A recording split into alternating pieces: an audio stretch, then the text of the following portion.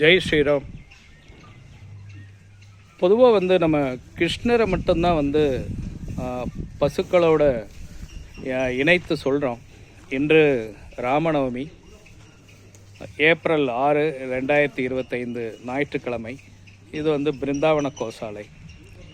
இங்கேயே நம்ம ராமநவமி கொண்டாடுறோம் அப்படின்னு ஒரு சின்ன புராண வரலாறோட நம்ம பார்க்கலாம்.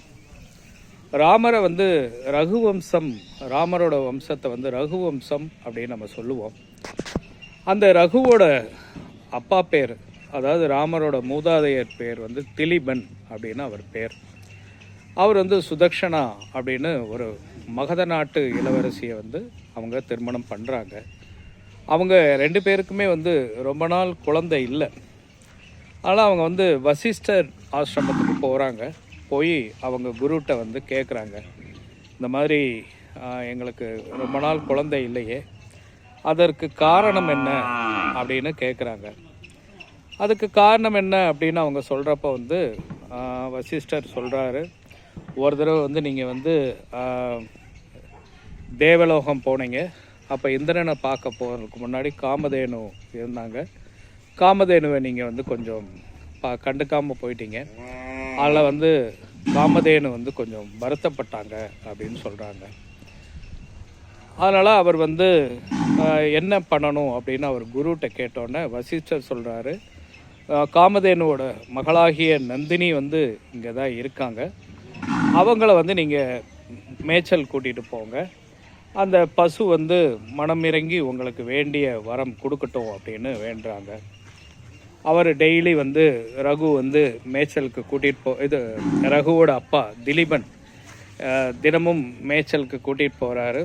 கூட்டிகிட்டு போனோடனே 21வது நாள் ஒரு தேவதாரு மரம் பக்கத்தில் போனோடனே நந்தினியை ஒரு சிங்கம் பிடிக்குது. அப்போ அந்த சிங்கம் சொல்லுது, இந்த தேவதாரு மரம் பார்வதி தேவியோடது. இந்த மரத்துக்கு பக்கத்தில் யாரை வந்தாலும் அவங்க பலம் குண்டிடுவாங்க, பலம் குண்டி நாங்கள் அவங்கள பிடிச்சிடுவோம் அப்படின்னு சொல்லிட்டு இவர் நந்தினியை காப்பாற்றணும் அப்படின்றதுக்காக திலீபன் மகாராஜா அம்பு வில் எடுக்கிறாரு. அம்பு வில் எடுத்த நேரம் அவருக்கு ஒரு பக்கம் செயல் இழந்துடுறாரு. உடனே அவரால் ஒன்றுமே பண்ண முடியலை. இந்த நந்தினியை காப்பாற்றுறதுக்காக என்னோட உயிரினாலும் நீங்கள் எடுத்துக்கோங்க, நந்தினியை ஒன்றும் பண்ணாதீங்க அப்படின்னு அவர் சொல்கிறாரு. அவர் சொன்ன நேரம் சிங்கம் மறைஞ்சிடுது, தேவதாரு மரமும் மறைஞ்சிடுது. நந்தினி மனம் குளிர்ந்துடுறாங்க.